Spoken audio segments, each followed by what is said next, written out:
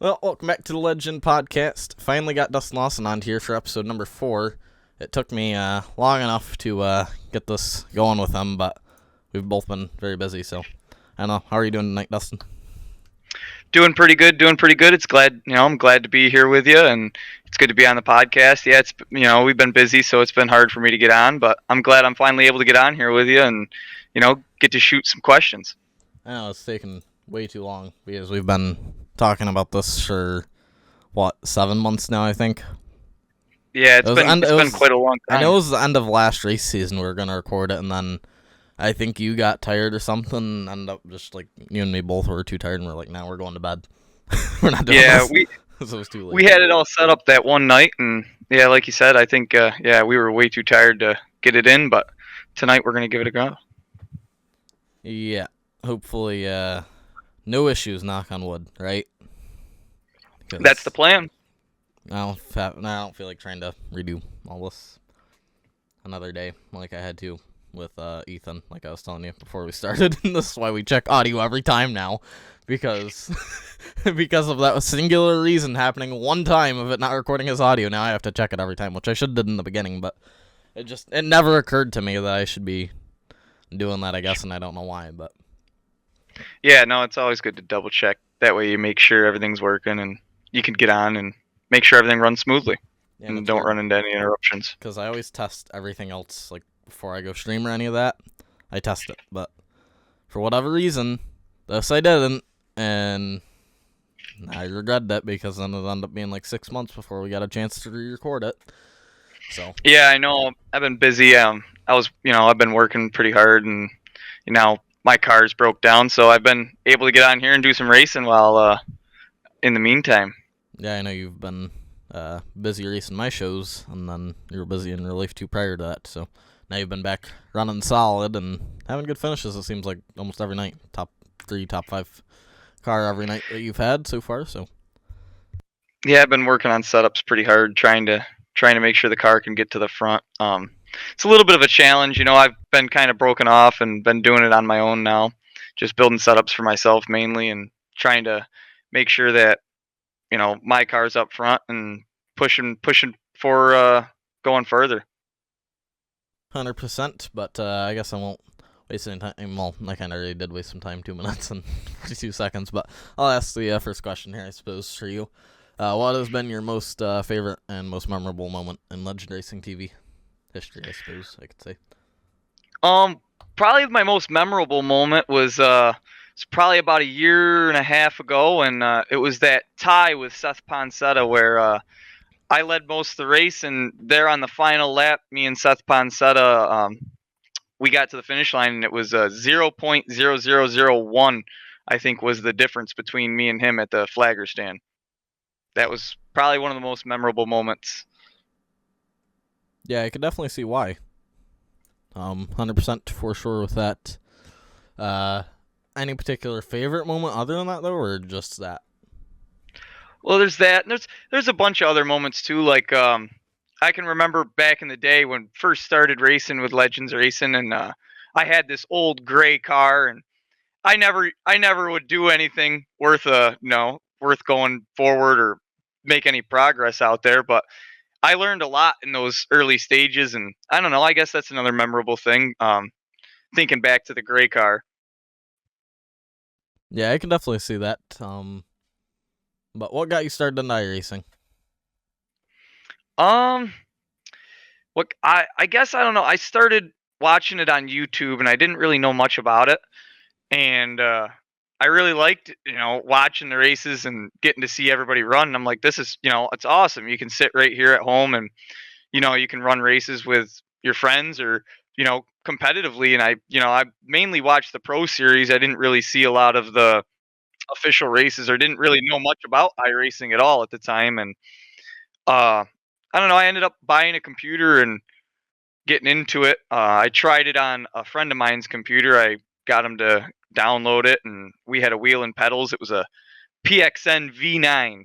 It had no force feedback on it or anything. You could really race with like I've got now, and it was a blast. I mean, I won some street stock races and stuff, and after I had gotten into it on his computer, I was like, yeah, I've got to do this. So I ended up getting my own, and I went and bought myself a sim setup, and I've been off and rolling since then. So in a way, you started out fairly similar to me. I was playing, just regular games with one of my friends that raced different state. He lived in a different state than me. He ran, I think, flat carts, I believe. I could be wrong with the same. I think he raced. I'm trying to remember. It's been a long time since we've talked because he hasn't played in like 3 years, I think now. But he was telling me about it. He showed me it, and then I had my one gaming computer, but it wasn't good enough to run iRacing, so I had my gaming laptop, and that could run it somehow over my gaming computer. Yep. At the time. So I used that. Don't get me wrong, I didn't run it top notch quality. It was probably low at the time. I mean, I would blink out in a 30-lap feature, and all the cars around me would blink out, and I'm just racing there on my own. Just one car on the track for me, but that's how I started with an old PS4 wheel. Well, not old at the time; it was new, but had zero force feedback, and then like 4 months later, I finally got a wheel that had force feedback. It might have been 6 months actually. Yeah, that's about how I started. Bunch of junk stuff. Even my computer when I first bought it and was racing, I was only running like some races. I was down to 12 frames a second, like not even barely on the track. It felt like you were just skating. And finally, probably about 6-7 months ago, I bought a new graphics card, and now I'm running at 110 frames, and it's a huge difference.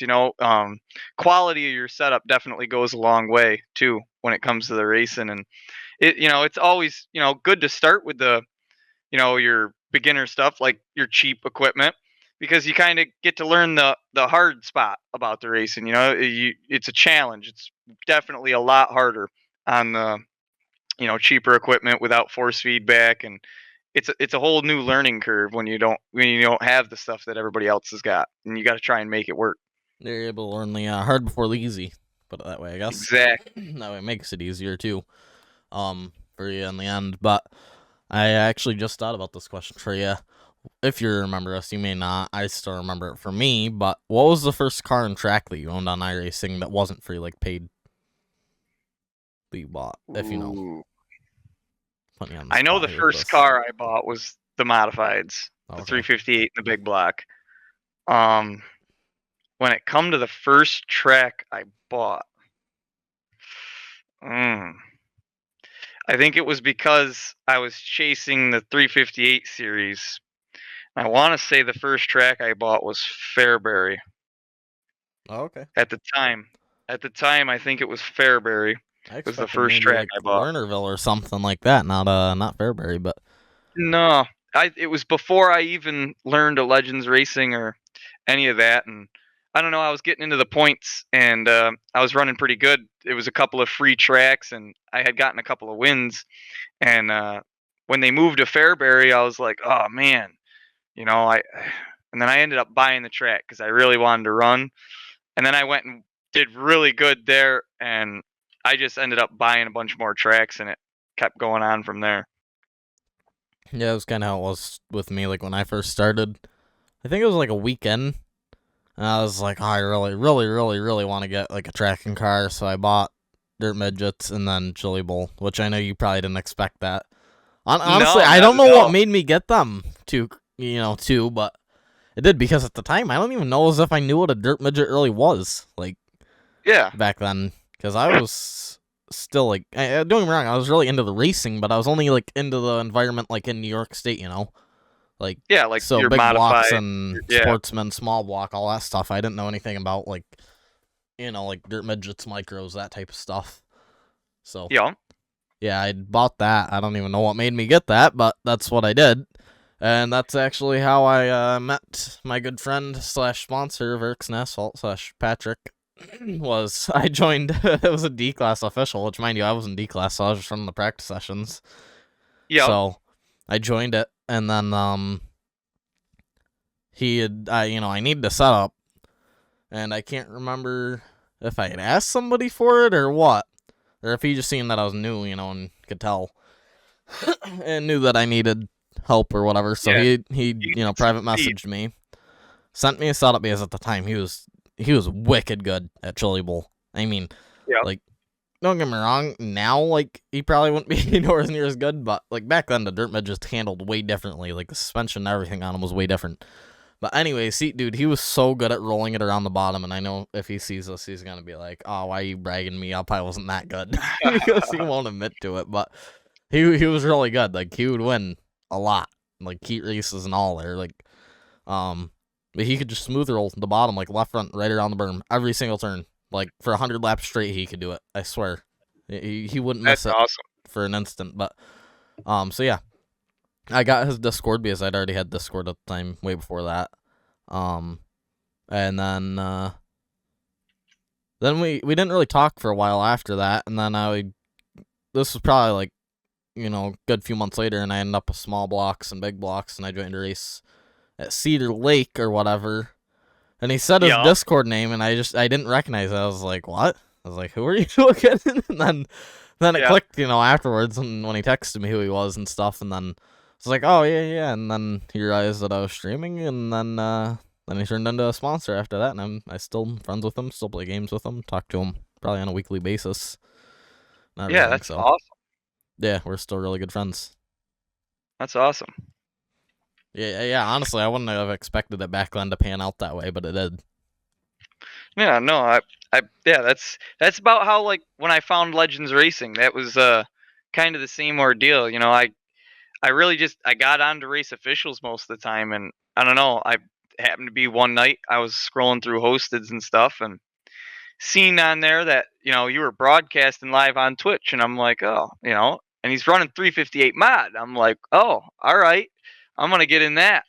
And I remember at the beginning it was pretty rough. I didn't even have a wrap my first couple of races. I didn't even know what a wrap was. I didn't even know you could do that. And actually, hang on, I had to butt in really quickly on that, because speaking of that, that was another thing that Patrick taught me. It was first time that I got in a call with him on Discord. He was like, "You have trading paints?" I was like, "What is trading paints?" Yeah, what is that? Yeah. He told me to look it up or whatever and download it. And I remember, and I didn't even realize who she was at the time. I ended up using a Haley Deegan dirt midget wrap. I didn't know who it was. I just liked the colors. It was like a bright yellow hyper car or whatever. That's really funny. The funniest thing, how I found out that there was wraps in iRacing? How? Was from watching your show, and I'm out there driving, and I'm looking at the screen, and I'm looking back and I'm like, how come? I'm like looking at the cars on the track, and I'm looking on the stream. I'm like, what's going on here? I'm like, where are those cars on the track? And then I got realized, and I'm like, oh, they've got wraps on. I'm like, how do you do that?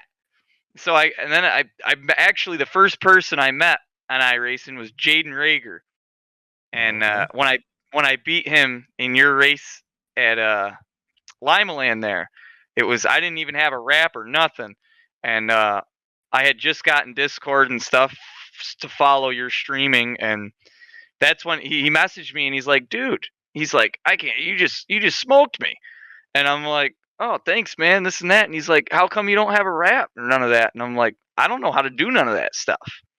And I started learning from him all the wraps and trading paints, and I learned how to use GIMP, and I started making my first wraps on GIMP. Yeah, and then to think then you learned how to do some Photoshop and Illustrator stuff from me, so. Yeah, it's come a long way. Had to teach you in the end there a little bit. Yeah. Still help you with some stuff here and there if you need it. But 100%. Yeah, so I guess that kind of answered in a way my question of how you found out about Legend Racing. Was just scrolling and then seeing that it was hosted and streamed. Yeah, no, it was definitely, it was random. I never really watched Twitch or YouTube or stuff like that, but I'm into racing. When I seen that, I'm like, oh. And then I was like, I'm gonna make sure it's legit. I go and looked it up, and I'm like, oh yeah, he's broadcasting. It's on there. And I joined in, and I was racing, and I'm like, man, this is pretty cool. And that's when I started realizing, I'm like, dang, them guys got some good looking cars. And I'm out there driving, and I'm like, where are they? Yeah, you're figuring out why the cars on your screen were looking the same as on mine. Yeah, I'm like, why are they all white and orange? And over there, he's got graphical designs all over them. They look beautiful. I'm like, what's going on here? That's how I figured it out. I was like, yeah, you Yeah, know, it was weird because like I tinkered with like graphic design stuff too, like back in like 2020, 2021, like in other games and stuff, but I never did it like with Illustrator and Photoshop and stuff, or like Trading Paint's like Builder or whatever it's called there. yeah, yeah. And then You know, like yeah, eventually I pictures. got Trading Paints Pro like after like a year of having iRacing to start screwing with graphics like in that, and I was like, oh, I can finally make a rap or whatever, expecting it to be great, and then Yeah, we all and think it's our like, oh, first what do we raps make? are the best thing ever that we I know, make, like, and we look oh, back at it, it's like, why did we do that? That was I terrible. know, like the gray car. Oh man, I have that in my files still as an Do you old car. really? Like if I scroll back in the history, I can still open up and drive that car. Yeah, same. I still Oh, have my first like thing. it is so bad, like so bad. It's all gray. I don't even know what I was going for. It had like orange Nerf bars and like Yeah, I it remember was it was a little bit. Yeah, it was weird. it was weird. I don't even know what I was going for. I know I wanted a gray car, I guess, and Apparently, it. with orange roll bars. I guess Apparently, that was the ticket. That was the ticket to get going. I don't know, but it definitely looked like an old car, and then yeah, it was different. yeah, I'm sure that definitely probably was. Yeah, I don't know. It's interesting because then I it was weird because I used I want to say it's called paint.net, but that might not be the name of it. I can't remember. It's something like that. I think it's paint.net though, but it was something like that. But um, I somehow was able to open the iRacing template in that, and I was just drawing weird lines on there and making it work. I mean, honestly, my first rap in there wasn't the worst. It could have been a whole lot worse than it was. Yeah, Um, I want to. I wish that I could find a photo of it, but I know I'm probably not going to be able to. I know if I scrolled way up in messages between me and Patrick, I would be able to probably find it, but yeah, I don't have it. I was hoping that maybe I posted it on my Facebook at one time or another, but I didn't. Yeah, it wasn't terrible yeah, though. It was, what's funny? It was gray too. The body was gray. yeah. In it. It I was I don't know gray what. and orange, and I think I had some pink in it too. It was a very weird color combo, but it looked good. It didn't look like the worst. Yeah, no, that's I don't know. My car, I don't know.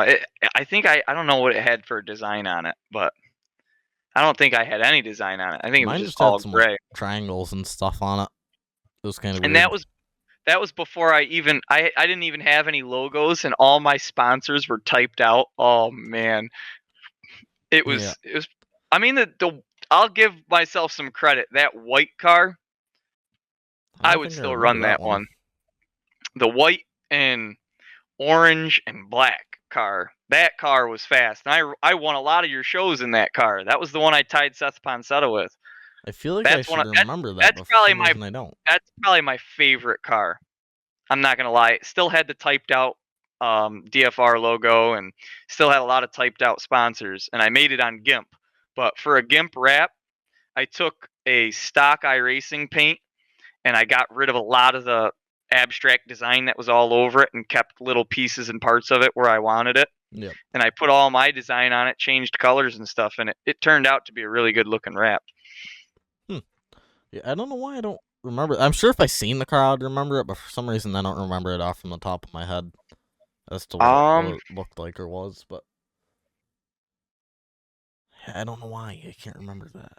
It sounds familiar too, but I can't like place like the image in my head of what it would be look like, I'm, and I don't know why. I'm currently scrolling through Trading Paints to see if I can find my yeah, old I'm rap or not. If I could get a picture to put on the video or not, but I'm probably not gonna be able to. I'm going through pictures and images. I'm looking to see. We're both I doing the think, same thing right now. yeah, I think my old car is in here somewhere towards the top. Probably is. Um. Victory Lane. Oh, you know where I got to go? Feature wins. It'll be in there. Yep. Uh. If you had an opportunity though, like in real life, to race like a specific race, like Tulsa Shootout or Chili Bowl or Eldora Million or whatever, what one would you want to race? If you had the chance. I would want to race the Fonda 200. Oh, Fonda 200. Okay. Yep, 53,000 to win. I don't think it's going to be that much this year because of financial reasons. I think it's going to be only 50,000 to win. But yeah, definitely the Fonda 200. Who won that last year?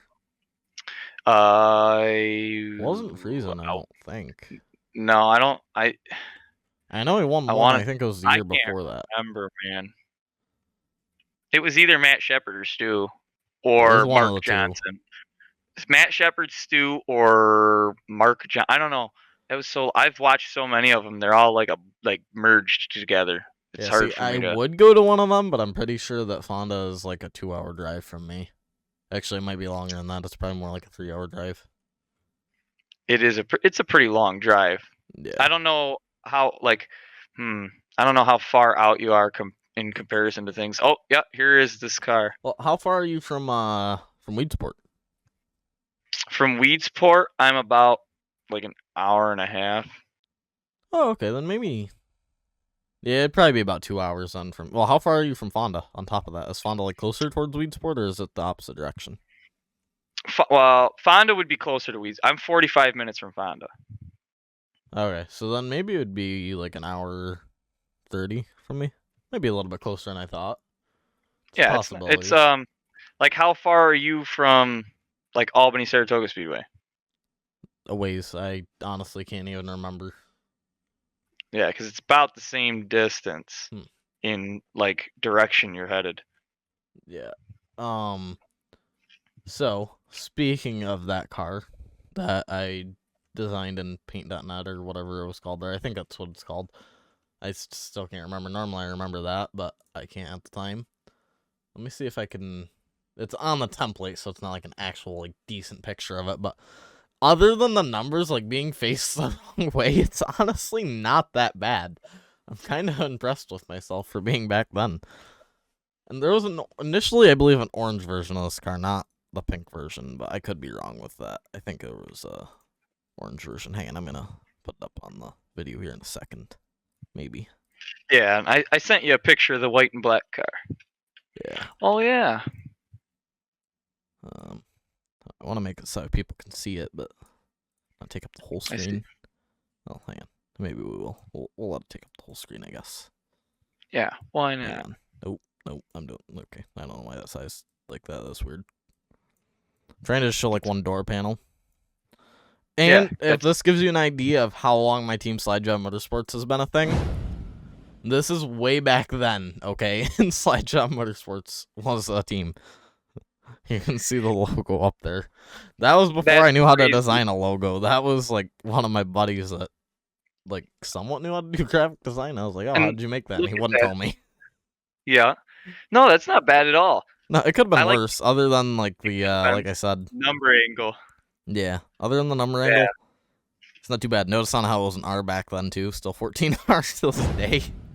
Yeah, that's Number that's actually a question I had for you. Is how'd you get the number 14R?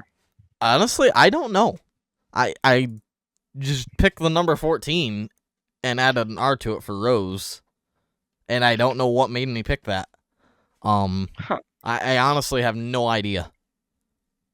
I know, like, when I was doing baseball when I was younger, I looked back and a picture of me, one of my jersey numbers, or shirt numbers in that, was 14. So I guess it might have just been coincidence, but Yeah. who knows? Maybe I was just always, like, attracted to that number in a way. But I never switched. At one point, I was deciding if I wanted to go to 14M for Mark, but for some reason, I just ain't huge about, like, people's like first name like being the letter on the number. I feel like I would prefer to represent the last name more than the first name. I agree. Yeah, I definitely see that a lot more common than you would the first name. Yeah. So it was between 14M at one point and 14R, but I always stuck to 14R. I never did switch it. Not at one point, I know. If I ever did run any other numbers other than 14, it would be either 18, 44, or 88. Those would be the only other three numbers that I would ever run. Yeah. Just because those are all numbers that I like, so. Yeah, no, those are good numbers. Yeah, I've yeah, it's always been 22 or mainly for me, or 211, but that's what I've stuck with. So what made you pick 211? Well, I picked 211 because the old man, his number's 22, and I don't like being a copycat. I'm not one to follow another, but 211s is 22. So, and 211 is it's perfectly pronounced. 211. 211s is 22. So when you say 211, in my eyes, I'm really hearing 22 because 211s is 22. Okay. So that's kind of where I come up with 211, and it's always stuck because I like the number. So there It was a looks good lot on of the thought car. put into that. Yeah, there was a lot of See, thought with put into that, mine, there but was none, it I kind don't of think. worked out. It kind of worked out that way. Yeah, mine, I don't remember there being, like, any thought being put into that. I was just like, oh, okay, 14 it is. I don't know why. Yeah. I still don't, like, but I don't know, like, that's another thing, too, is I always like sticking with, like, the same number. I don't, some people switch their numbers around a lot. I don't know. Yeah. I I like don't know. sticking to the same number, so you're known by that number, you know? When you're switching Yeah. numbers, people see it and they're like, oh, who's that? Yeah, who's that guy? Like, Where, if you're out on a real racetrack, you know, people won't see your name. They see the number on the side of the door panel. They can't see your roof to see what name's on there. That's just, it's you a know, blur. yeah, like if you see a 9 out on the car, or, you know, on the track, you're assuming it's probably Matt Shepard. Yeah, And if you see exactly. 99, then you know it's probably Larry White. Same thing with the Yeah. 98 of Jimmy Phelps and all these other guys, 8H, Max McLaughlin, and all them, you know? Yeah. You Stuart know them by Friesen, their number. 44. You don't know them by, like, typically the color or the look of their car. Usually it's by the number on their car. Like, don't Yup. get me wrong, That, some of yeah, them guys who went how with you the same identify your wraps, driver. or similar style wraps for so long that you can point it out now, and they all go with the same colors now. Like, Matt Shepard's, you know, it's usually blue and yellow, or like bright green or whatever it is there that he goes Yeah. with black or whatever. And then Jimmy Phelps, you know, his has always been like bluish, and I think it's like a reddish orange or whatever for his. And then Larry White's always had red and black for a lot of his wraps. Yeah, a lot of them. Yeah, they stick with their color. Yeah. I haven't really seen many change ups recently in the modified division with changing wraps. I know the only person that really has a new wrap this season is Larry White. Yeah, I haven't even seen his. It's all chromed out, like everything in it is reflective. Huh. Yeah, I I'm haven't not- seen that. I would like the wrap personally if it was just like flat, like glossy or matte. 'Cause I don't know why. I'm Yeah. not huge on like chrome or like Me either. reflective. I'm not a chrome guy. I think it just makes it hard to see a lot of stuff like on it, but this doesn't look terrible. Like when I went to Brewerton Friday night for the first time ever, and like I will That's say awesome. out there on his, like you see a flash in the corner and you knew it was Larry White. Yeah, you're like, there he is. It's like, oh well, yeah, but his entire 3 and 4, dude, you couldn't see anything. It was just pure dust. You couldn't even see the cars till they just came flying down the straightaway out of it. It was like they were coming out of smoke. It's like, okay, there they are. Yeah, it was That's really awesome. bad in 3 and 4. 1 and 2, it was weird. It was front stretch, back stretch, and 1 and 2, it was not dusty. But 3 and 4, it was just a cloud of dust. It looked like a tornado made of dust. Yeah, I was at Albany, Saratoga on Friday. Yeah, I know. Friday night. I was texting you, like, oh, I would have came to Brewerton if I would have known you were going because I had the opportunity to go. Yeah, I had a ride planned out and everything. I was sitting here Friday morning and I'm like, man, Brewerton sounds like fun, but I'm like, man, it's 2.5, 3 hours away, and I'm riding with somebody else that I don't know how long I'm going to be there for, which I'd like to, I'd want to watch the whole race. And so the opportunity was kind of like, not really up in the air. And so I ended up choosing to go to Albany, Saratoga. And then Mark messages me and he's like, hey, man, I'm heading to Brewerton. I'm like, no, you're not. Sure enough, yep, he's heading to Brewerton. I would have went. And the reason I've never been to Brewerton is because it was always like an hour drive, but we always thought that it would end up being a little bit further than that. And when we went up, it ended up only being like a 50-minute drive. Like, so we took pretty much all back roads there. Yeah, that's not bad at all. And everything. It was a nice, like scenic route up. I'll say that. And you didn't have to drive through the city at all, like till you got right to the city of Brewerton and stuff in Central Square. So yeah, that's not bad at all. It's about, I mean, if we were hauling race car, it takes us about 50 minutes to get to Fonda. So That's not bad at all. No, like I'm like dead center of like a lot of dirt tracks in New York. Like I'm 45 minutes from Land of Legends. I'm 45 minutes from Fulton. I'm 45 minutes from Brewerton. I'm like an hour from Utica Rome on the thruway or whatever, and I'm 45 minutes from Outlaw. I'm like 25, 30 minutes from Weedsport. It's like I'm like dead center of all Yeah, the racetracks. and it's good racing up there too. A Yeah, lot it of good is. racing. Yeah, like we had pretty good racing Saturday night, Land of Legends. So it was really good racing there. Yeah, what do you guys broadcast on when you're like your weekly shows? Our website. Yeah, Land of Legends Raceway TV. You can watch it Yeah. for free, or it's also broadcasted on Dirt Vision every Saturday night. But if you make an account, sign up for free, you can watch on our platform for free. Dirt Vision, it's paid, obviously, so if you own Dirt Vision, you can watch through Yeah. that. But Yeah. so we do our own production there every Saturday. That's awesome. Yeah, that is. We're one of the only tracks that does weekly live streaming like that. Other than I believe Utica Rome does it now too, and I know Ransomville does through Dirt Track Digest too. Huh.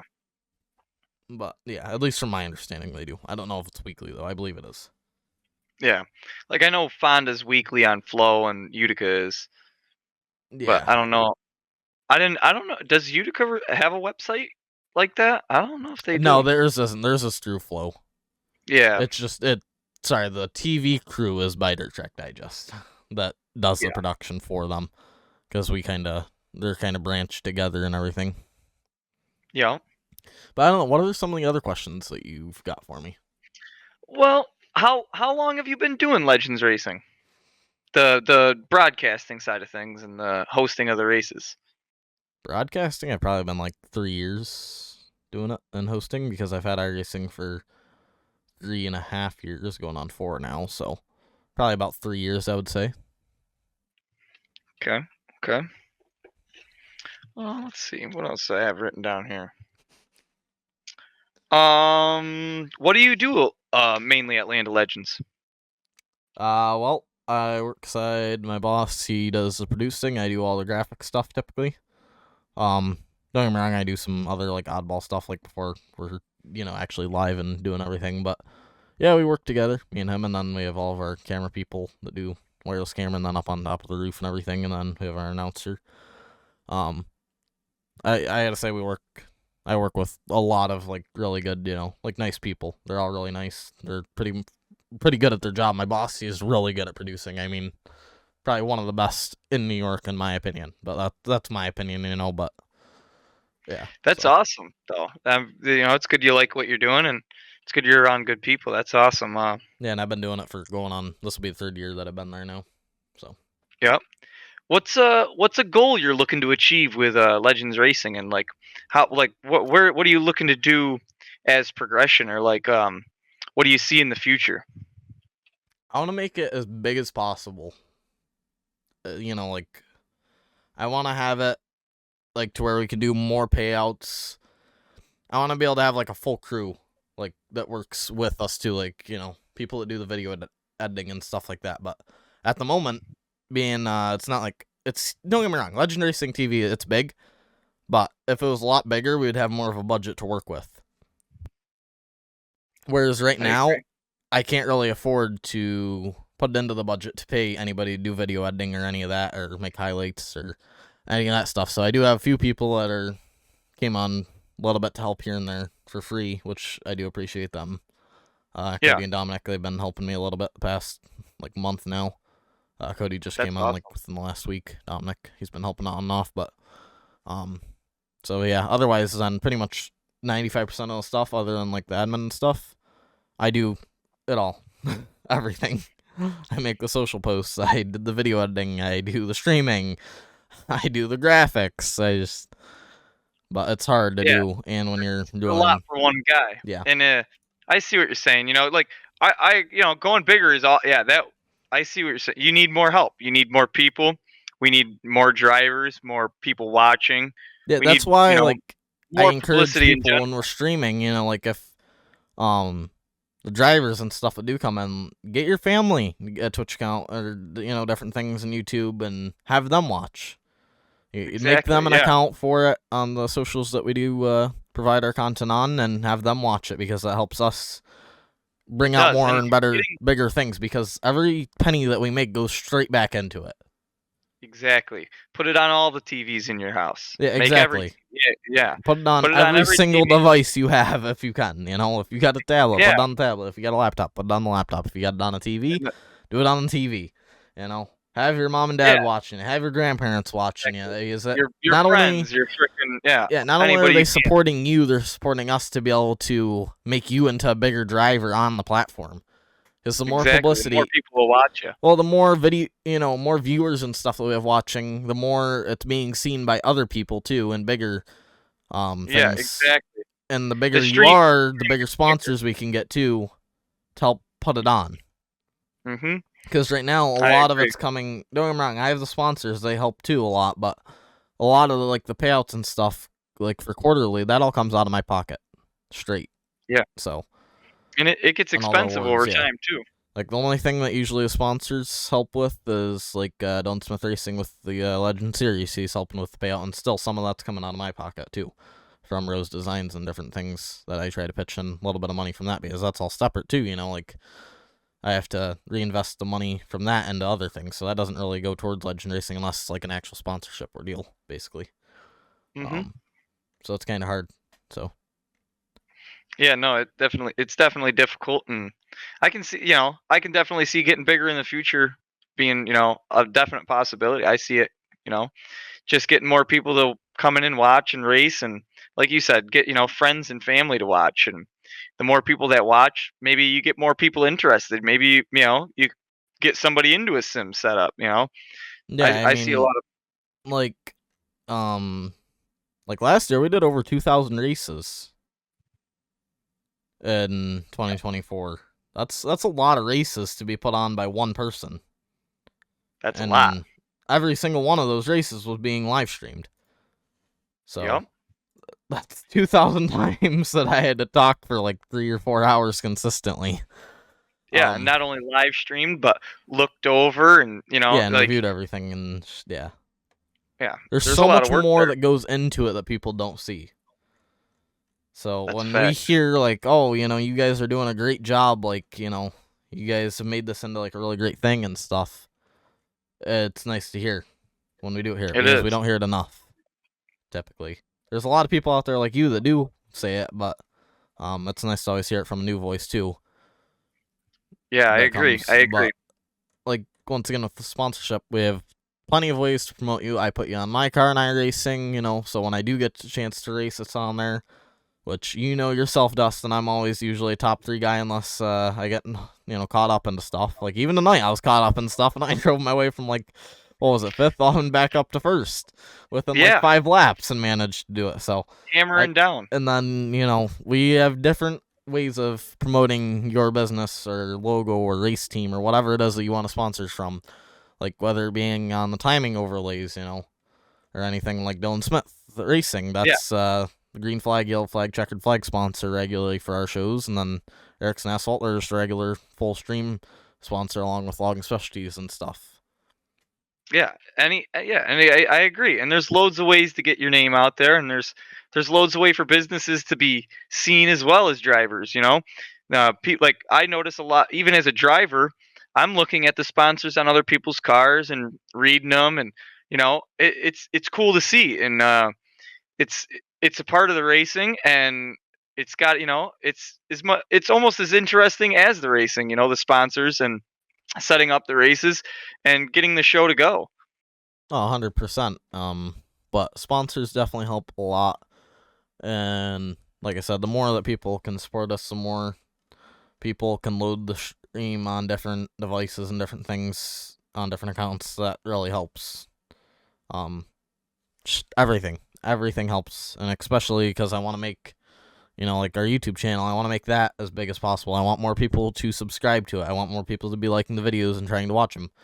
Even if you don't have a chance to watch the full video, try to watch at least half of it and like the video or Yeah, something, or share it to your friends and different things, and encourage them to follow or subscribe and like too, because yes, like that all helps. even even like for a lot of like when I get a win, I love to share, the post and spread it around because the more people that see that, the more attention gets brought to it, and the more attention brought to the post, the more likely random people are to see it. So it's pretty cool to do that, and the more you get yourself out there, and the more you spread, Legends Racing out there, more popular it gets. So a lot of these drivers, the more they do that, the more it'll benefit you, Legends Racing, and all the drivers themselves. Bringing more people watching their races, more opportunity to get sponsors for drivers.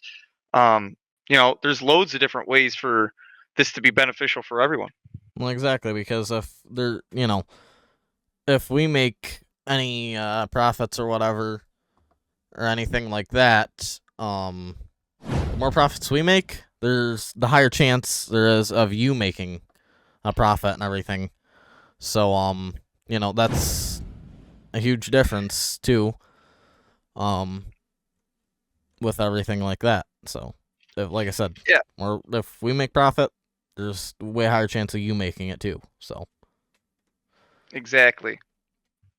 but it takes subscribers, it takes followers, it takes viewers, it takes views, it takes likes to be able to do that, and it takes sponsors to be able to do that. So, Yeah, that's for sure. If you want to go anywhere, you definitely need help. and I That's mean, the and that's the here's the key thing to it. too. Legends Racing is unique because look at like the yearly award that we started doing. We were the first person ever, I'm almost 100% positive, ever on the entire platform of iRacing to do a yearly award, going off from counting wins. And now it's a quarterly award because we want to be able to give it out to more people. So now there's 4 winners a year. Yeah, and that's awesome because it's not only benefiting you, but now these drivers have something they're racing for, and it definitely makes the racing a lot more fun when you're trying to go out there and you're racing for a win, and that win it's counting for something. It's not just a win. It means something. You're chasing this points. You're chasing this trophy, and it definitely adds a lot more atmosphere into the racing, and I think it brings a lot of better drivers to the field as well. Well, not only that, but we try to help everybody that we can too, and help people get it, to be a better driver and everything. Like, um, the best that we can while still having competitive drivers up front. Like, look at you. You started and you weren't doing much, and now you're winning. Same thing Yeah, with no, Sean Smith. He came from racing on a controller, finishing dead last, to now he won a quarterly award and everything the other year and whatnot. So, yeah, no, it's definitely a challenge, and it's been a long. I've learned a lot racing with Legends Racing. From coming from, like you said, coming from not being able to even finish top 10, top 5, to now it's like you come in and it's like, all right, I know I can have a chance at running for the top 3 or the top 5 here, and I don't have to, like, yeah, there is a worry. It's not like you don't lose a race here or there, or you don't, meet your goals, but yeah, it's come a long way. I've definitely learned a lot about racing, and I can say that I've definitely improved as a driver from it.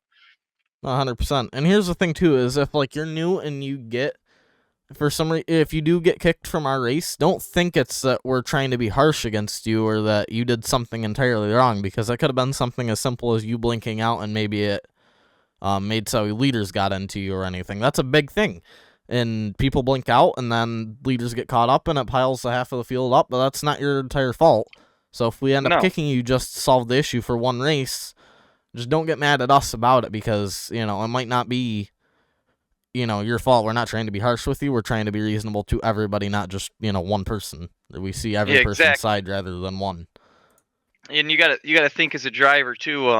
You gotta put yourself in another car, and this guy's coming and he's battling for the front, and you blink out, and you cause him his race. That's shame on you in a way, because you could have prevented ruining somebody else's day or ruining somebody else's race by pulling it in if you don't feel comfortable, or you make your decisions on your own. But Yeah, yeah, I 100%. can agree with Mark. And mistakes happen. Mistakes are made, but And the yeah, that's biggest thing is perfectly to fine. try to We're be understanding that. But if you do make a mistake, just try to own up to it. Apologize to yeah, the person. Or even if you don't be think it's your courteous fault, about still it. apologize. It solves the issue. Yeah, Usually. exactly. Rather than keeping an argument going. Because believe me, I have seen and other races of, two people that were really good, and they clashed, heads together, and to this day they're still going at it. The second that they're in a race, they're beating and banging doors and turning one another because they've had that falling out for the past 3 years. Yeah, and yeah, I've seen that, and I understand what. Yeah, And I here's the get where thing you're too, coming is from. if you It's don't easier to apologize.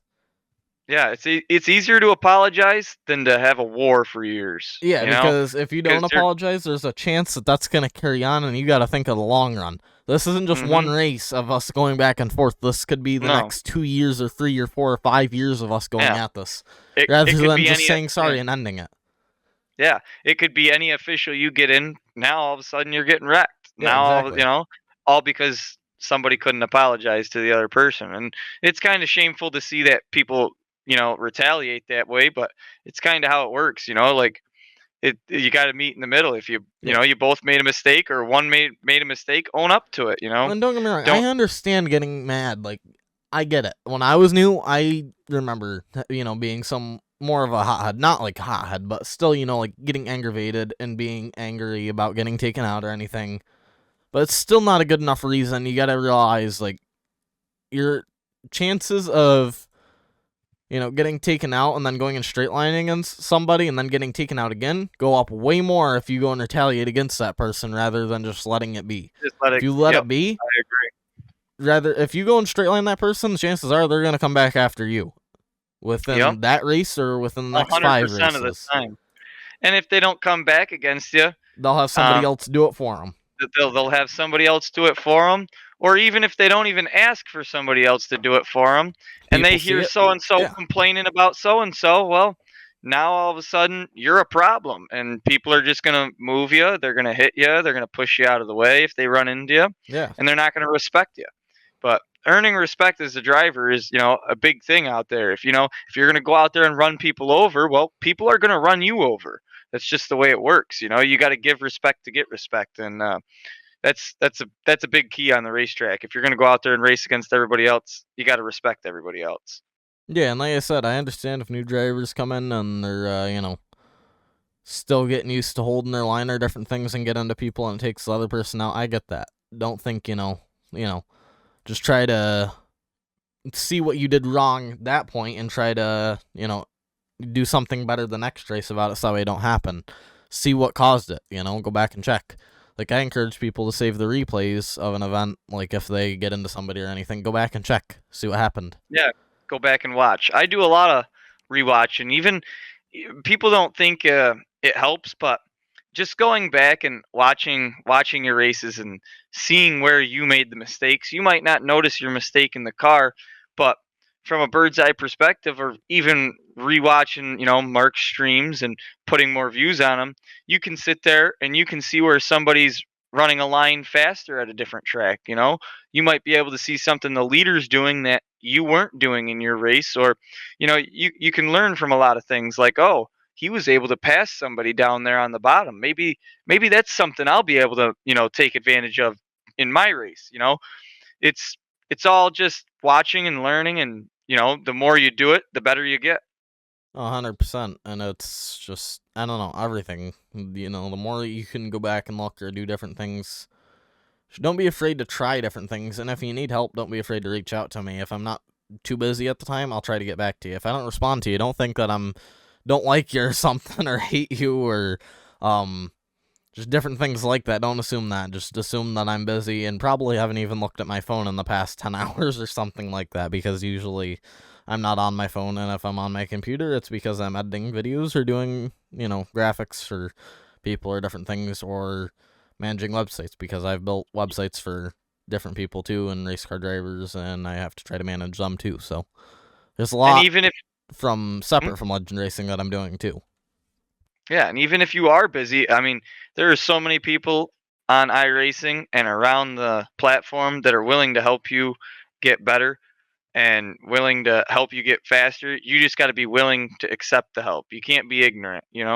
Don't be the guy that thinks you're already the best and you're not willing to learn, because nobody's going to want to teach you. But if you're willing to sit down and learn, there's loads of people on here that are willing to take their time with you and help you get faster and help you become a better driver.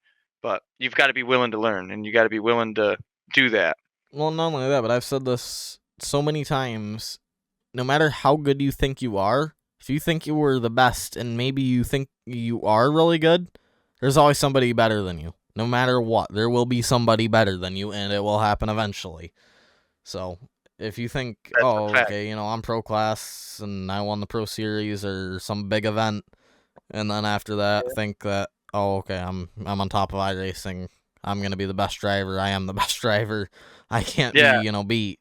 There's and then you hop somebody into a probably out there that doesn't even ran those events that are better than you. That just show up exactly. out of the shadows or something. So, Yep. but what other questions you got for me? Another question. What's the first racetrack you've ever went to and watched a race at? What in real life? Yep. I gotta think on this because how young I would have been. That's my point. I figured it'd be a good one. It's down to two because there was really only two that we really went to majority of the time when I was younger. So it would have been either Land of Legends, which was formerly known as Canandaigua Motorsports Park, or Weed Sports Speedway. I would say it was probably Land of Legends though, if I had to guess. Because I've been into racing since I was really young, like 3 or 4 or 2. Since when I can remember. Because my mom was into racing since she was really young, like 6 or however young. And her parents, her mom and dad, and her brother and sister, every weekend. Friday it was can't think. Rolling Wheels. Saturday was Land of Legends, which was Canandaigua known back then, and then Sunday was Weed Sport. Every weekend. That's awesome. So Friday Rolling Wheels, Saturday Canandaigua, and Sunday Weed Sport every week. So, I kind of just was brought into it that way, knowing that. That's awesome. Unfortunately, Rolling Wheels shut down by the time I was born. Well, actually, that's a lie. It wasn't, but it wasn't racing often enough to where we didn't realize it. We thought that it was closed. Yeah. So They probably only they raced were only here and running like there. 2 or 3 events a year, if that. Yeah. But I did get to go there once for a monster truck show when I was younger, so that was pretty cool because I got to see the facility and everything. That's awesome. Yep, that was one of the best tracks out there. I will say that.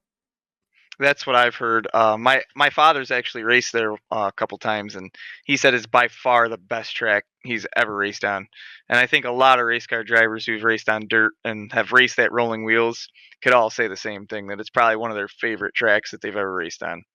100%. Not only that, probably one of the favorites and probably one of the fastest tracks that I've ever raced on. Because that Yeah, it was was known to be a wicked fast racetrack, especially in sprint cars. Yeah, I I was can't gonna even say imagine how fast they were going there. I watched a documentary on it. I don't know if it was with you or somebody else, but yeah, they said that the 410 sprint cars at Rolling Wheels, that was the fastest track on their schedule. Like there was nothing that compared to the speeds they reached at It Rolling probably Wheels. still is. I mean, they're probably going like 120, 130 miles an hour into the corner. I guarantee Yeah, it. In a 410 sprint. I fully believe with how fast they were coming off from the corners there, by the time that they even got to the straightaway, there was no way that they weren't probably going that fast. yeah, I'm not sure what they were topping out at for speed. I don't know. I know in the doc they did told me a lot of the numbers and stuff, but I can't remember a It lot of the was numbers. probably way high up, I'm sure. Yeah. I mean, when you've got jet streams rolling off the wing coming into the corner, you know you're hauling. Yeah, 100%. But when let's see here. What makes you want to keep doing Legends racing? And like what keeps you going? What drives you to keep going? Okay. I was actually fairly close to Ian. I just looked up what the fast lap time was at Rolling Wheels, and I was fairly close. 145 miles an hour was the fastest recorded lap time at Rolling Wheels Speedway, achieved by Paul McMahon. Is that average? Is that during a time average trial in speed? 2015. No, that Is was that average speed or top speed? the fastest sprint cars ever gone at Rolling Wheels. Yeah, so 145 miles an hour coming Yeah. into the corner. That's fast. And in that a was dirt in car. 2015. The lap record at was a 15.461. Mind you, that's a half-mile track. Yeah, Land of that's Legends is a half-mile track, and they're running 19s usually there.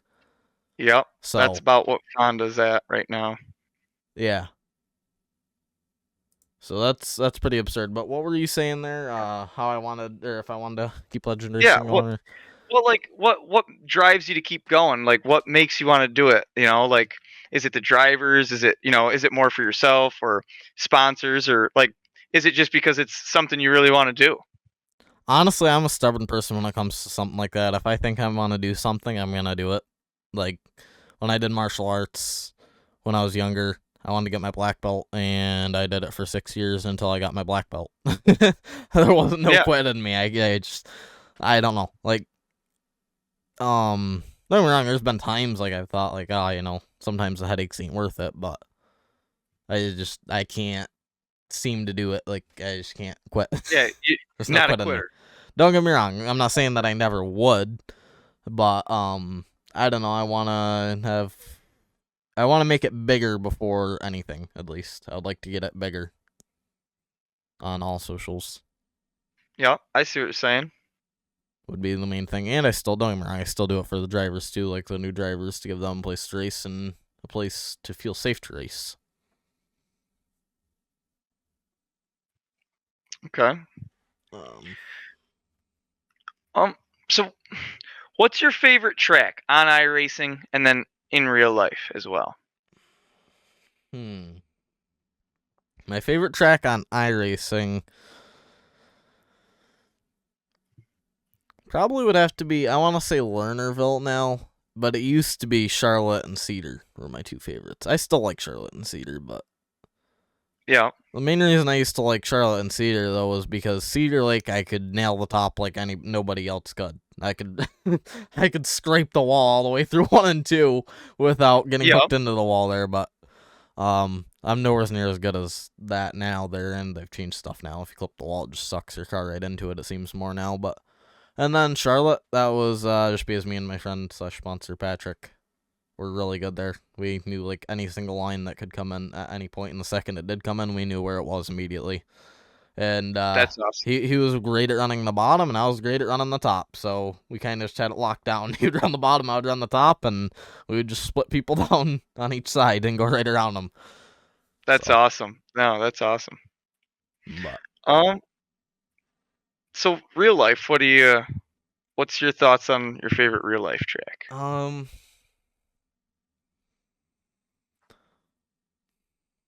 don't know. That's a tough one. Like tracks that I've been to or tracks that I've just watched racing at. Any track across the world. What's your favorite real I life can track? probably give you two answers. Like one that I've watched that I really like, just because I think it has good racing for the most part, and I think it's a really cool track the way that it was built. Is Placerville. The way that like the banking is in 3 and 4, like how they come down on the track and everything. I don't know why I like that. Yeah. And then the tracks like that I've been to, probably the favorite would be, I don't know, Rolling Wheels was cool, but I didn't get to see actual racing there. If I seen actual racing there, then that would probably be my favorite one, but like in person. But I'd probably have to say Canandaigua or Weedsport. I don't know, just for obvious reasons, grew up going Yeah, there. they're right So there. Yeah. don't get me wrong, first time going to Burton, I thought that was pretty good racing too. That was really good racing. That's a bull ring track. I mean, honestly, I couldn't believe how fast they were going for how small the track was. It seemed they were hauling the load for, I mean. Yeah, man, they don't mess around. Well, they didn't. Even I couldn't believe for how short of a straightaway it was. I think it's a 3/8 mile, Brewerton is. I don't even know if it's that. And, dude, they were wicked fast. And, I mean, there were small blocks, there. And you can only imagine, the smaller the track is, the more the cars echo, so you can imagine how loud it was. It felt like... Oh, yeah. Put it this way, when they were going into the corner, it sounded like NASCAR. It didn't even sound like dirt. Yeah, yeah. No, I know what you mean. It was the sound of NASCAR, not dirt racing, It was completely different. Yeah, that's like a lot of, like, at Fonda, I mean, that you're so wide open. It sounds like when they, like, if you're standing in the grandstands and you're watching them come by you, it literally sounds like you're standing at a NASCAR track. You don't even, they just blow right by you. Yeah. Gone. And yeah, wide open. Yeah, And then a that's how smaller it was track there. like that, and when you're gripped up and you got good banking and the car's rolling, yeah, I mean, these modifieds, they do good everywhere. That they do. And a lot of people don't get to see them. Like, they sit there and like all the front end of them things are ugly, whatever, because they don't get to see them, like on a weekly basis. Whereas like us people, like you and me, that don't see late models on a weekly basis or UMPs, we're Yeah. like, oh, the front end on them things are ugly. Yeah, It's the yeah, complete opposite. exactly. It's like, oh, ew, what are them? But Yeah, what are those? I can't push you with that. Oh, yeah, that's boring. we're I over want here to with our front bumpers on the rub, thing, pushing yeah, people down the rub rails. straightaways. Yeah, exactly. Like, oh, oh, oh, whoops, I spun you. I didn't mean to do that. Yeah, like You I go know, into a it's late like, model race on iRacing and I try to push somebody and it just immediately spins them around. And I'm like, oh, my yeah, I bad. know. I'm used to Oh, running the yeah, modified whoop, where I can actually push somebody. yeah, lock bumpers, and Yeah. here we go. I'm gonna send you into the corner, buddy. Yeah, hang on because you're not hitting the line you were hoping to hit. You're gonna get pushed way Yeah, over that exactly. now. Yeah, you're going up a groove, bud, and that's what I'm choosing to be. And that's what's awesome about these modifieds, and like in real life, watching them race. I mean, they just sling it anywhere they want to go on that racetrack. They really do. And if somebody's in your way, you move them with the front bumper. And most of the time, you hardly ever see a caution in a modified race. And if you do, it's nasty. I mean, somebody's probably liable to be airlifted if you see an Yeah. accident. Yeah, But most of the time, it's pretty clean. like a Virgin, And they ran green to checkered. Small blocks. And yeah, like I said, they were every hauling the load and they had so much lap traffic because on a small track like that, you're within lap traffic within 5 laps, 6 laps when you're everywhere going they that go, fast. So yeah, it's like you hardly ever see one, especially like in modified competition. Obviously, you get down into your rookie series. You've got your sportsmen and your limited sportsmen and stuff like that. You'll see a couple more incidents, but well, when them even in the modifieds big go on blocks, if you the track, do it's see green to incidents, usually it's because how hard they're racing. yeah, It's yeah, from them going 4, 3, 5 wide on the yep, corners. and not normally from them hitting each other Yeah. on Like at Land purpose. of Legends, I think it was like 2 or 3 years ago, we broke a record at our track, for how wide we could go from big blocks. We went 6 wide off of turn That's 4, and they impressive. kept it green. They didn't That's wreck. impressive. 6 That's wide. impressive. Yeah, it was Yeah, awesome to see. Yeah, I it was bet. I sweet. mean, I love watching them freaking. I mean, they can really put on a show, and it ain't like they're out there just, but no, they're hauling the mail. They're out there to win, and it's every single one of them, and it's impressive to watch, especially because they can get right on each other and ride each other all the way down and around the corner and side by side all through the field. It's a lot of fun to watch. It's a 100%. whole.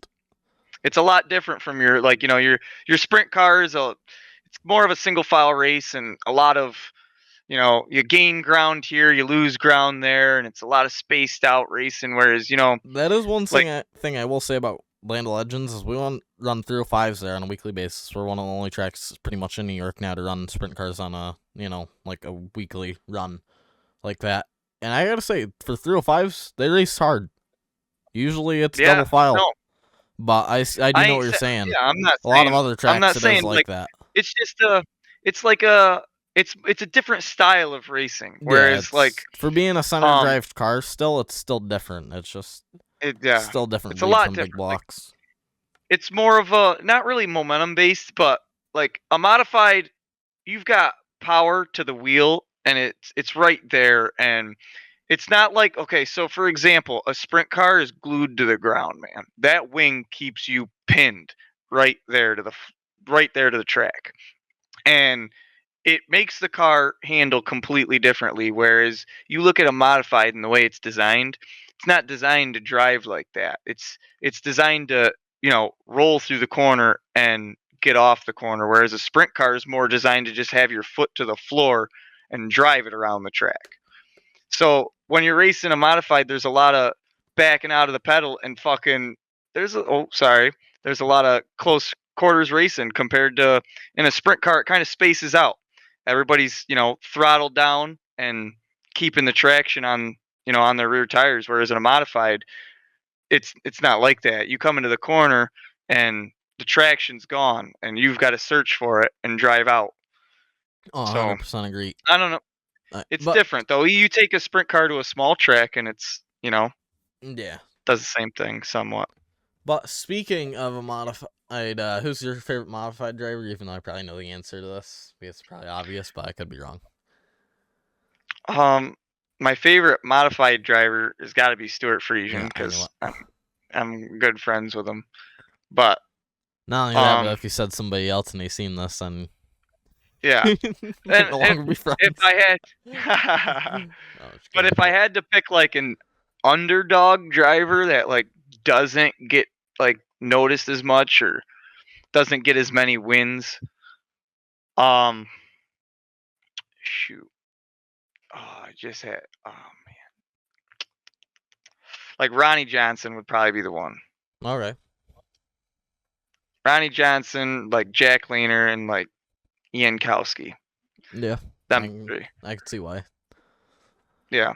I like Yankowski's definitely. Yeah, he was there at Brewerton the other night, and he was running good. At first, I thought that he was gonna get Jimmy Phelps, there, but Yeah. then he kind of like Jimmy. Just every time that he'd get by another lap car, just it would push Yankowski back more and more, and it just there was nothing he could do. And then Larry White, like with like 10 to go, apparently hit the nitrous bottle because he just full came from like back of the pack all the way up to like third or wherever it was that he finished. He just flew by everybody. We were like, what the flip? He wasn't up here. Where did he come from? Yeah. Just like didn't even What? know he was in the race. Like he That's just came out awesome. of nowhere. And he just Yeah, flew that up was past everybody, so like Albany Saratoga was an outstanding show as well. Um, Matty D was driving Gleason's car, and he comes out onto the track, and I'm like, that Gleason? I'm like, my father told me he ain't racing. I'm like, my buddy's standing next to me. I went with. He's like, that's Gleason's car. I'm like, are you sure it's Gleason? And I'm like, I only person I could think it to be. He goes out in the heat race, and I'm like, starts pole, and he puts his hammer down and just drives away from everybody, smokes him by a half a track, and I'm like, holy, well, it's Matty DiLorenzo driving the car. I had no idea.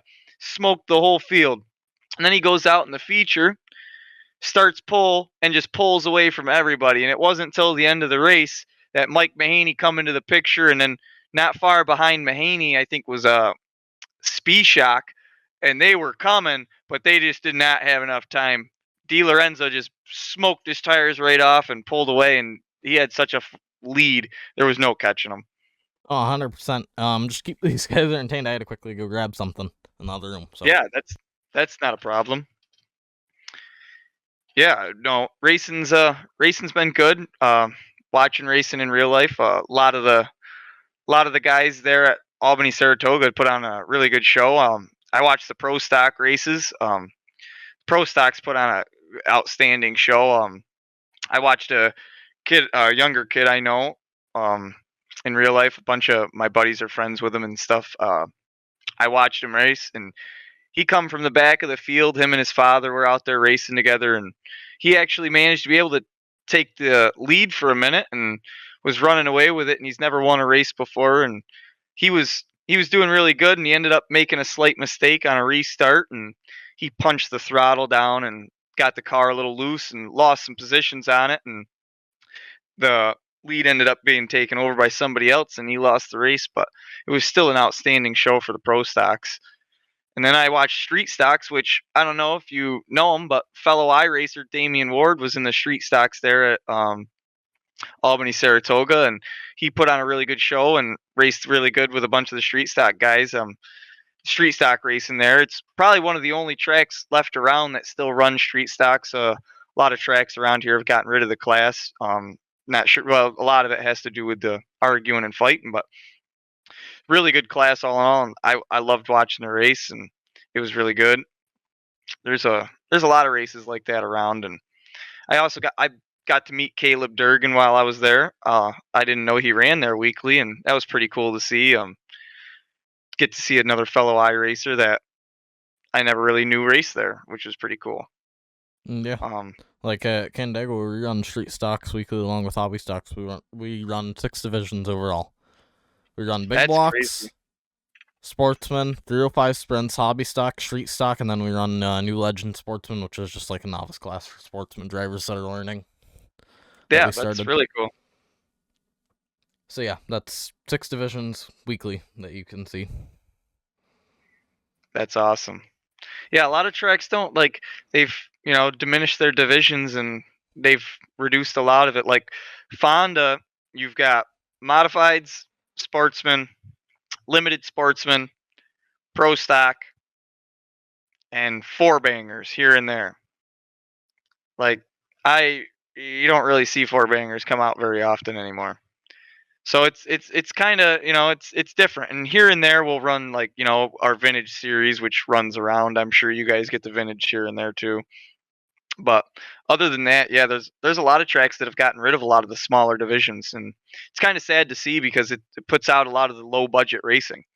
Yeah, that does, because all the people who do run like street stocks or hobby stocks that can't afford to be in a modified or a sprint car do that to still Yep. be involved in the racing part of the world, but it kind of pushes them out of the option to be able Yeah, to it do pushes that. them out of the picture. Yeah. Okay, it makes it kind of it really does. It sucks for a lot of the small guys. Um, you know, but it's hard for some tracks because like Fonda, I know for example, the street stock guys kind of ruined it because the arguing and the fighting and disagreements all the time on the racetrack. So I mean, that's another thing too. When it comes to the smaller guys, you end up with a lot more arguments and small fights and stuff like that. But that's all a part of racing, and it is what it is. That it is. But I suppose any more final questions before we hop off here? Rapid fire time. No, I think I've got about every question in that I've wanted to ask you. Okay. We'll do. I'm pretty sure. Pretty sure I got them all. Oh, never. Actually, hang on. I got one more before we end it off, Okay. and you're gonna know. Well, actually, I have two more, but we'll just go with the one I feel like because the other one's Okay. not as related to you. How'd you get the nickname, the Mop?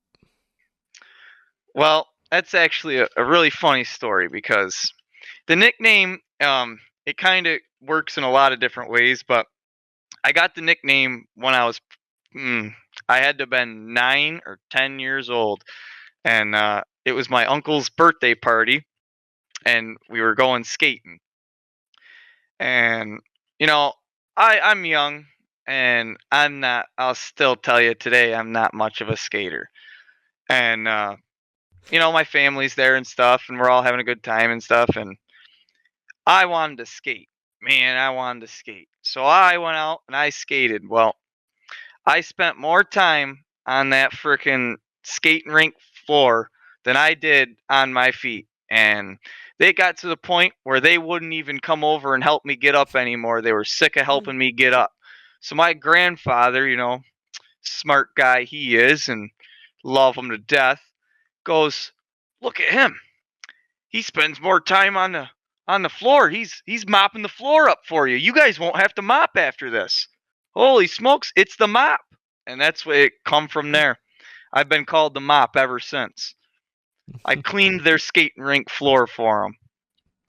Yeah, I don't know if I've Oh, ever heard about that being done before. I don't know. I was always a fairly solid skater, oh man, I don't know. I had like but my legs just wouldn't hold me up. I spent more time on the well, floor than I did standing. I should Had rephrase that. terrible When I balance. was younger, I was good, which a lot of people don't realize this, but I broke my knee when I was 10, Oof. and I did, it was 5 or 6 things to it. I hyperextended it, rotated it 90 degrees, I think fractured it, and then tore the ligament, and had to get That's surgery done gnarly. on it. And after that, my balance wasn't nowhere near as good, especially on my left foot, so, or left leg, so I couldn't really skate as good. Don't get me wrong, I still did it after the fact, but I still had to be more Yep. careful because if I fall again, I could break it even worse.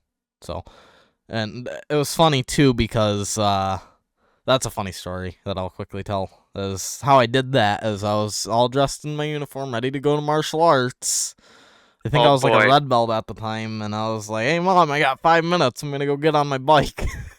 Yeah. And so it was weird because there was a little slope like right to the right of our driveway that's like Yep. kind of like this or whatever, and I was like up on that, like kind of just sitting there or whatever. It was funny because my dad walked by, went into the house or whatever, and I lost my balance, came down, and I slid on my knees, and somehow that did that to me. Just that little bit, Oh. just sliding on the knees. I heard the loudest pop I've ever heard in my life. And Oh, my dad came back out of the I can house. So I was picture like, it. Dad, I broke my leg. Oh, He was like, what? that's I was gruesome, like, I man. broke my leg. I My can't move mom, it. yeah, my mom came Oh, out or whatever, ready to go and stuff. yeah. And she's like, oh, no, you Here probably you just are laying. tore, Yeah. or wait, sorry, did I say tore a ligament? I meant tore a tendon. I don't know if I Yeah. said ligament, but anyway, she was like, oh, you probably just tore a ligament. You'll be fine walking off. Whatever, because she'd never Yeah. broken anything or never seen anybody broke anything and stuff. She was like, oh, no, you're fine, blah, blah, blah. And Yeah. Get up and try to walk. yeah, but Oh, which I that ain't didn't. happening. I was like, no, Yeah. I'm not walking. Which then she was like, Yeah. oh, I'm okay, not okay, I moving. see that you're not okay. Yeah. And It's like I'm not yeah, I had to go moving. to the I'm hospital or not whatever. moving. And I Yeah. spent 8 months in a wheelchair Oof. from that I believe it, when I was man. younger. Mostly, That's like. part of the reason was because I couldn't walk on crutches for crap. Every time I would try, I'd face plant somehow. I think it was because Yeah. I wasn't I was tall younger, but I wasn't tall enough for them crutches for some reason. I don't think I probably got the right type for my height, and I just You know. couldn't walk but right on them. No. So Yeah. it I was, wouldn't want to. I wouldn't blame you. I wouldn't even want yeah. to walk on So it at all. Anyway. eight Oof. months in a wheelchair, and then I think it was like 2 months after that on a walker. So yeah, and That's then I still managed to get my black belt after that. that's But good. that was another reason why I didn't continue on with the martial arts too, is because it was more like cartwheels and doing flips and stuff that there was no way I could do with my knee. So that Yeah. kind of No, screwed I that don't. up a little bit. So I still am like fairly careful about that stuff. Like Yeah. I like don't when I blame went you. RC racing the first time or whatever, you got a corner marshal, so you sit in the middle of the track. If there's any cars that flip over on the track, you run out and quickly flip them back over. So Yeah. anyways, first time there, whatever, I got second Mary. So first two, or top two finish, go out on the track and corner marshal. So I finished Yeah. second in my first ever A main. They were like, oh, okay, Mark Rose, go out corner marshal, and then whoever won corner marshal in that end. And so I went out there. It Yeah. was literally like white flag on the race or 2 laps to go.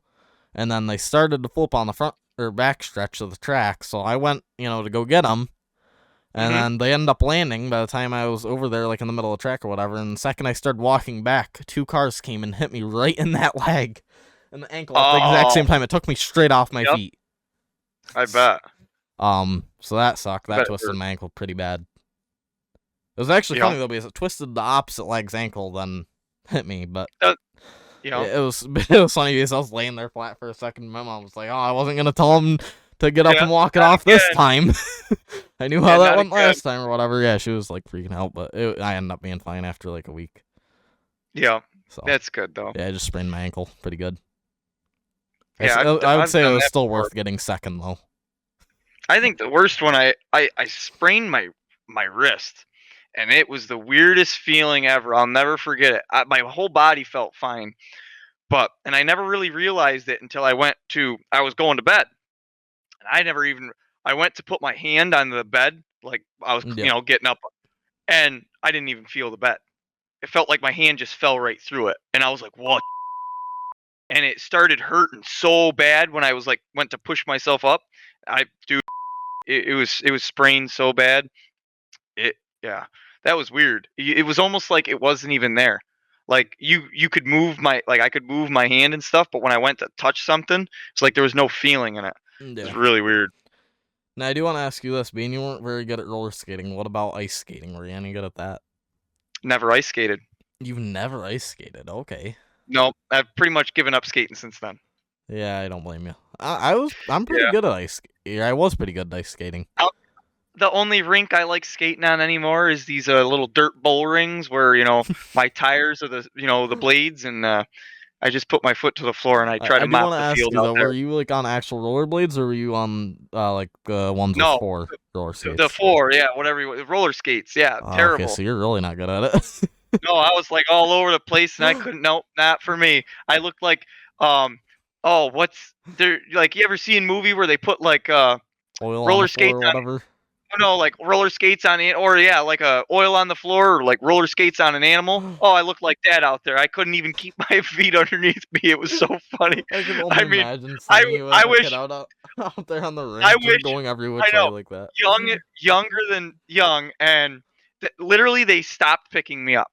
I was on the floor 20, 40 times. I mean, we were there all day, all afternoon. And from You'd the assume time I after got like 2 there, hours I put you'd be the skates getting on, decent.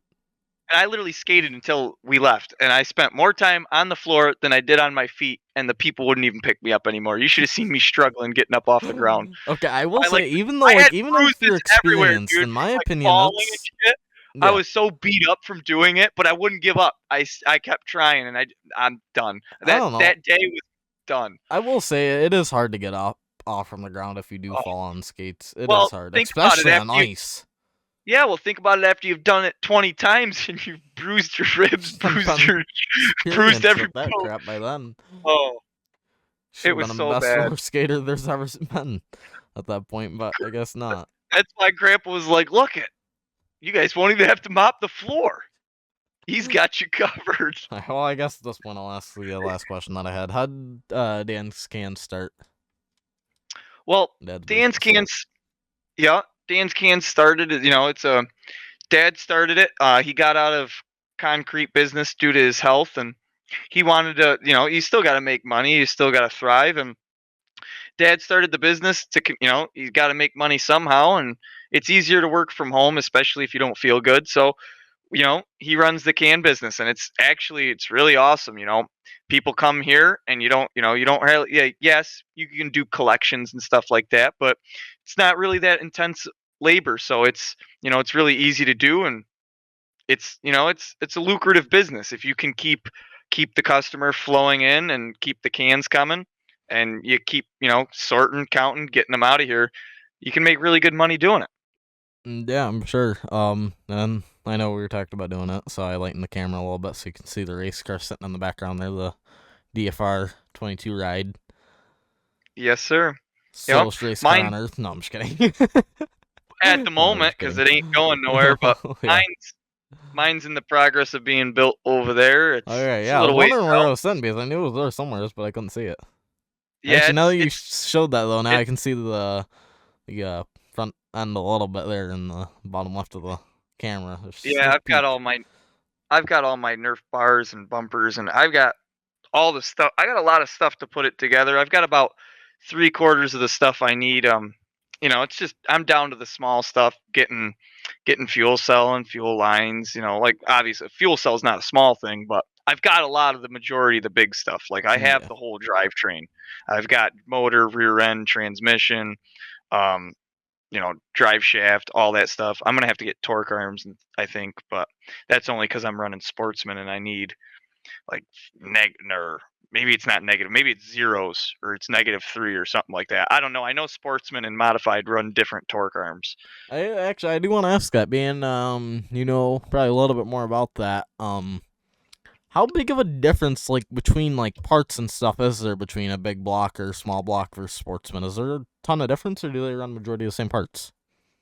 Majority of the same parts. There's That's what I thought. very minute things that Other you have than to do mainly engine and per stuff, right? yeah, mainly engine. So, for example, when you put your crate motor in, you have to have a different ring gear on the back of your motor because it'll match up with your transmit. This whatever you got to have a different ring gear because the ring gear for a modified does not work on a sportsman motor. I don't ask me why, but they don't make them the same. Um, Other than that, like there is very few things. Like a lot of sportsman guys run lightweight spool, like lightweight rear ends, all 8-inch spool rear ends, as light as possible for sportsmen. Whereas in modified, they don't really, they don't really run that because it would blow apart. You've Yeah. got more horsepower than what that could handle. So a lot of it has to do with the horsepower. You put more horsepower in the car, you kind of beef stuff up. So we've got a little bit of a better rear end. You've always got your sportsman guys that run modified stuff. Like it doesn't really matter. It's all interchangeable. The main difference is just horsepower and Yeah, experience. that's what I thought. It's just Throughout mostly the engine. Yeah, throughout the change, there's not much to the car that changes. I mean, you can run dry sump or, wet, but none of it really makes a difference. Anybody can run however they want, whatever they want to put in the car, they can put in it, really, Okay, for well, parts, that's what I figured. What's your favorite dirt car? By far the modifieds. Modified, yeah, I The figured. way they drive, everything about them, I know a lot more about them.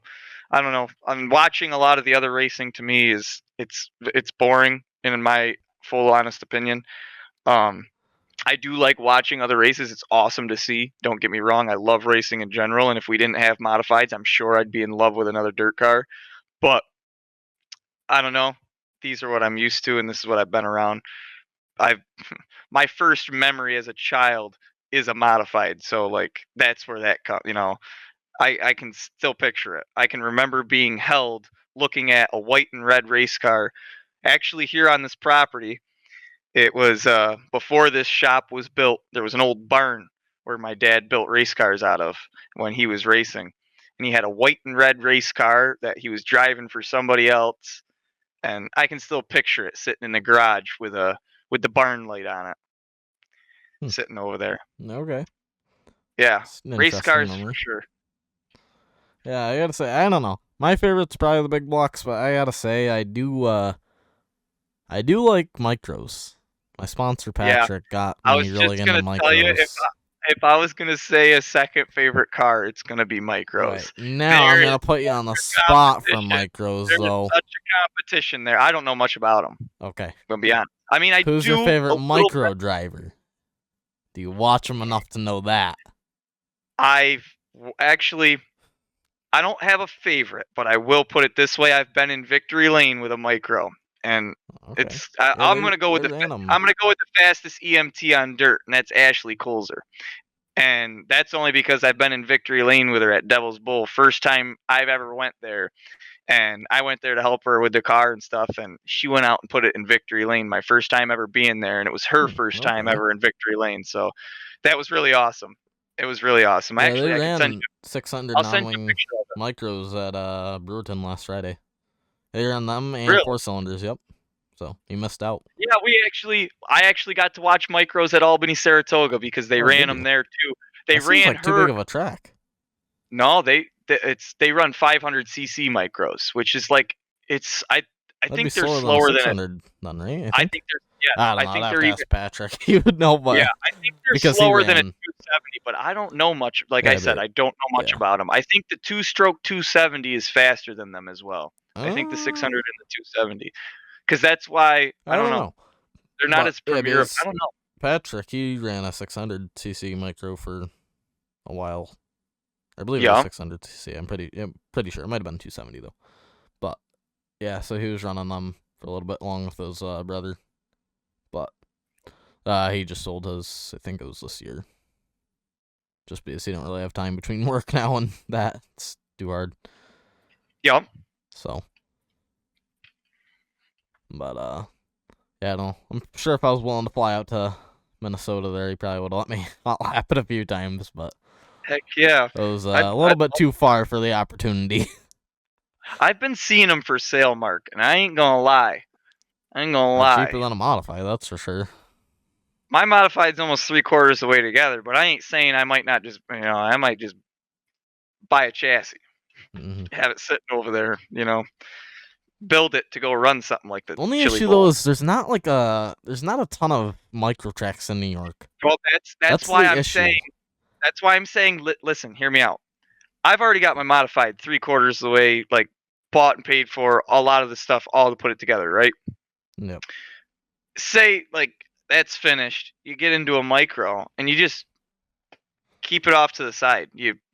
Even if it's not that, you just polish it, make sure everything's 100%, and you bring it to like one race a year. You bring it to like the Tulsa Shootout or the chill. You do something crazy with it, and that's the only race you run with it all year. And then you put it back, clean it up, frickin' dress it all up, make it nice and pretty, and wait for next year because you're Yeah. gonna run sportsman all year long anyway. So it'd just be like, Yeah, okay, honestly, it's weird because you I know what see I a mean? lot of the modified guys driving micros and stuff. Tulsa Shootout and Dirt Midgets for Chili They've Bowl and got to be like stuff last they've couple got to years. be like So the most competitive, like not really the most, but they're perfect. They're like this little awesome race car with all this little bit of what I horsepower. like It's though got a about like little bit of micros everything though about and them, Dirt dude. They're Midgets, more or awesome. less the micros, is they don't seem to take as much damage if you flip or anything.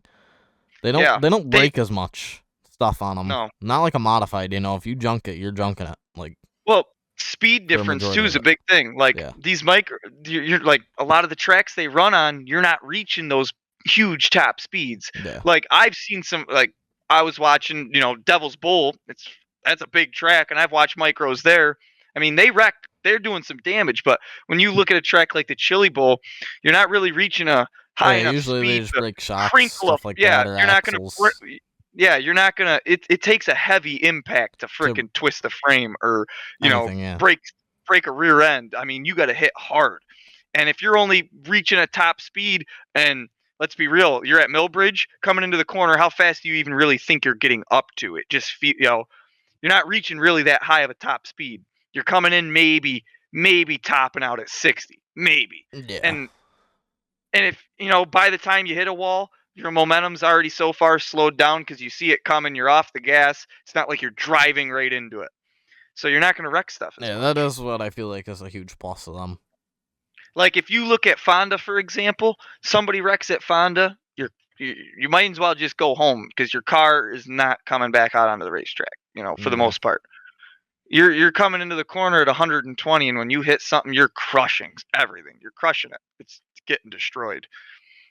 I mean, it's only steel, and when you hit concrete, there's only so much give Yeah, that before there is. it's Okay, well, I suppose we've kept people entertained for the past hour and 31 minutes, which is hard to believe it's been that long. Seems yeah, like it was just a that's second ago crazy. I looked and we're only 15 minutes into this, but... Yep. And at that time, that seemed like it was already really quick, because it seemed like we were only talking for like 2 minutes, but... I don't know, I feel like we Yep. discussed a lot of different topics, too, because a lot of people don't get to ask questions about, like, Legend Racing or me and stuff, so... People learned No, a and little bit more about me. that's what I like. That's what I'm interested in. Where you want to go with this, because that's what matters. Your dedication and our dedication. How much us as drivers we're willing to put in to make this show all possible. Like this podcast. This is awesome. Being able to come on here and talk with you and learn more about you, and not only that, but some of the other fellow drivers that I race against get to learn more about me, and that's awesome to see. And maybe they'll get an understanding of more where I come from. Yeah, 100% agree with that, but I don't know, to everybody watching, all links to everything are in the bio of each video on our YouTube. Our racing referral link and everything is on there, our YT, Twitch, everything, all of our socials for the most part, we try to link, so when you're not watching the videos, watch that maybe, and usually we're live every night at 9 p.m. EST, or around there, pretty close there usually, unless I get busy doing graphics or something, then I'm 15-20 minutes late, but usually I try to be pretty on time for the most part, but if you guys want our merch and want to support us, legendracingmerch.com for our awesome merch. I'll be having a few more things I'll be putting on there, hopefully, for the next, 2 weeks, but probably will be out maybe by then, by the time this video gets released. It's hard to say. I don't know. We'll see how quickly I get to doing things with this video. So we'll see. But I appreciate everybody that watched the episode number 4 of the Legend podcast, and I would like to get a few more people on here, hopefully soon, but it's hard because I have to work with their schedule and they have to work with mine. So luckily, me and Dustin's kind of worked tonight, so yeah. Yeah, it definitely did, and I'm glad we squeezed it in. Yeah, me too. But anyways, I appreciate everybody at Sports Legend Racing TV. Like we mentioned, the more people you can get to watching on different devices and different accounts, the more it helps. And if you want to sponsor, get a hold of me. But I appreciate everybody that watched the episode. Peace, everybody.